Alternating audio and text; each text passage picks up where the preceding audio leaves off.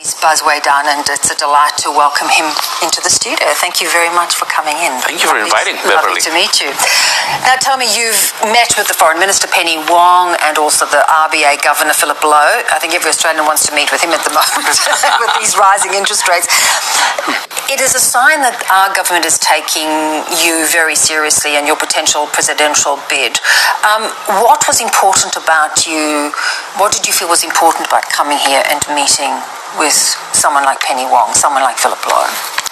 Yes, indeed. I'm delighted with the invite from the Australian government to visit, and we both were neighbors, and we will always be neighbor, and we had worked closely on many issues, and the invite here gave me an opportunity to reconnect with many friends, academia, people in government, as well as business communities for exchange of views. We share similar challenges in the region. Give us an idea of what are those challenges in your mind? For example, we are experiencing challenges in the environmental issues. Climate change is definitely an issue that we have to tackle together. And then about growth and prosperity in the region. And then also balance in terms of stability in the region. So many of that. And it's always good to hear a perspective of our neighbors. And I truly appreciate Australia's stance on many issues that Indonesia is facing. And including, which is always repeated, the importance of having an integrated territorial in Indonesia. And Australia has repeatedly saying that we supported an integrated Indonesia, and that is important for us too. Yeah. And on the other hand, we would like to see more people-to-people exchange. I think on the G2G partnership has been very strong. I think this is among the highest of all time. And then the business-to-business need to grow even further. Yes, we do, because that has been a criticism of President Widodo, that the development, the potential development business-wise between Australia and Indonesia has not really cemented itself. Is that a priority for you?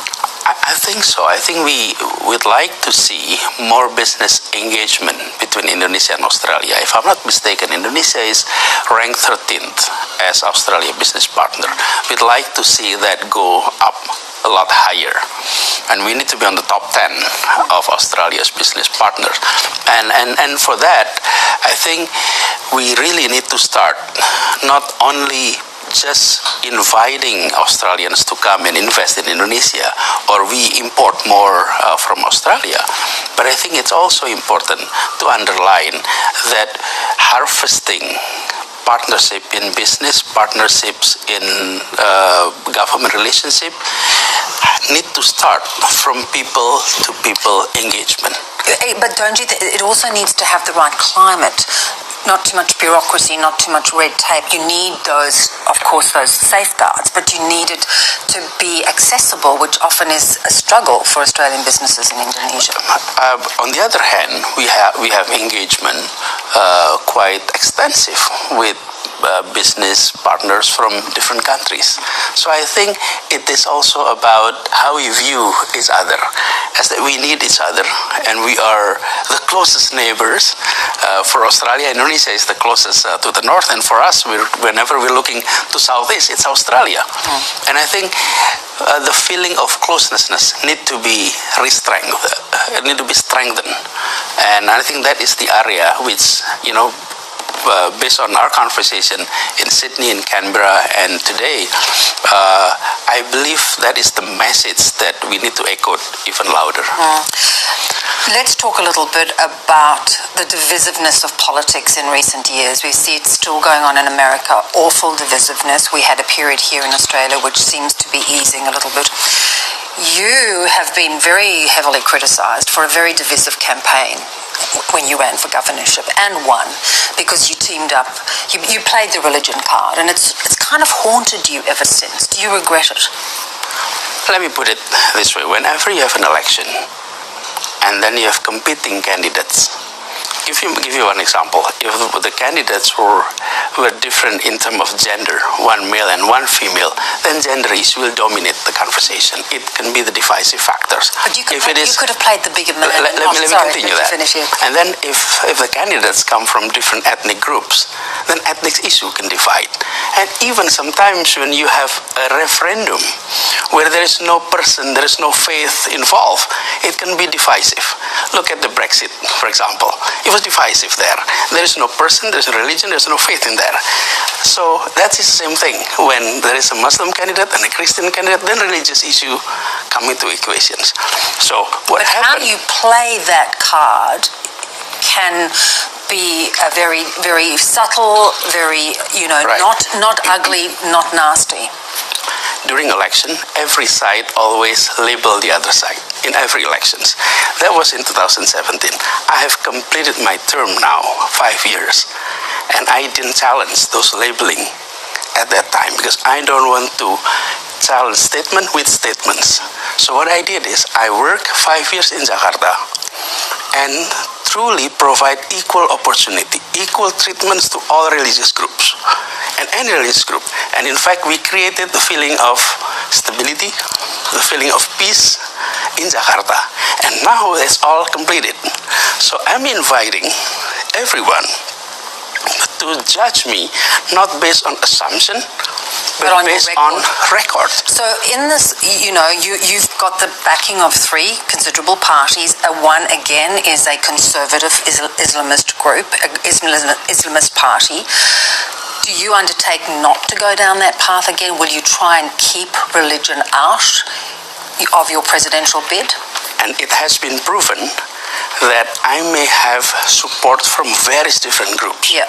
But when it comes to making decisions, I have priorities based on 4 things.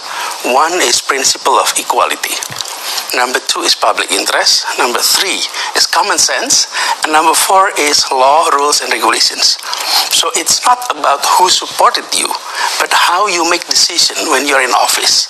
And I have gone through 5 years of service, and I think we did it according to those principles. That does not automatically reflect who supported you, but the principle is reflected in the policy. So there was nothing owed to that support, is what you're saying? And that's exactly the point. Sometimes you assume that if you're supported by this group and that group, then you will be acting not according to the principle of equality, the common sense, public interest, or also rules and regulations. And I have gone through 5 years proving that we can do that. So therefore, looking to the future. Yes. What are those 4 things? How are you going to bring those 4 things into play? What are the issues you see in this coming election? Several things. But number 1, we're happy with the economic growth that we are experiencing, despite the fact that we had serious contraction during COVID, which every country across the globe is experiencing. However, we need to improve the quality of our growth. What does it mean? It means growth is reflected in the numbers, the percentage of growth. But that does not reflect the distribution of that growth. Our economy has been centralized in Java and also northern coastal of Java especially. What we'd like to do is to expand into regions of Indonesia. So center for economic growth is not only in certain places, but in major area of Indonesia. So equality is something that we would like to address in the area of economic development, in the area of education, which matters a lot. If quality of education is happening across Indonesia, so parents don't have to send their kids to major cities in Java for quality education. That's 2. Number 3 is healthcare system across Indonesia. So the bottom line, and this is a major hope for people across Indonesia, is that equal access to jobs, to source of economic growth, to quality of education, to quality of healthcare. And then on top of all of that, is policy with regard to agriculture, policy with regard to fisheries, and we are a very rich natural resources country, and systematic approach on allowing equal growth across those regions is of interest in the general public. I've traveled quite a few in the past few months. I ended my term in October, and since then I travel a lot, and people were saying we're happy with the economic growth, but we would like to see more distributions aspect of that, so that household across Indonesia will experience growth the way the national level growth is being reflected in the statistics. Better standard across the board. Let's go. I want to finish where we started, and that was where you talked about balance in the region. You know, how do you feel about China's growing influence and grab for power? Indonesia has, is beholden to China on a number of big projects. Is that a concern to you? Do you feel that has been a mistake? I think we need to always pursue foreign policy based on our principles. Indonesia has adopted since then a non-aligned view about where we put ourselves in the world, and we need to continue on that track. So on the one hand, we need to continue to maintain good relationship with China. On the other hand, we also need to maintain, good relationship with the US and other major players. And what we'd like to see is for all parties, especially in the region of Southeast Asia, to continue upholding the fact that Southeast Asia has been peaceful for more than 50 years. This is a region where tensions were absent in the past 50 years. But no longer. But we do hope it is continue to be that way, because it is very important for everyone in the regions. So Australia... As President, would you play a greater international role I think so. hasn't been... I think so. Indonesia needs to play more active roles in the international arena, and that we need to be active based on our principles. So foreign policy does not always reflect more transactional approach, meaning it is not only about how much money foreign countries are coming into us. It is not only about trade, but it is about our contributions in sustaining peace and stability in the regions and across the globe. And Indonesia, as the fourth largest country in the world, need to play a bigger role. Oh yeah, and especially in us. We're talking Southeast Asia. We're almost 40% of the population in Southeast Asia. So we definitely need to be a little bit assertive and more active.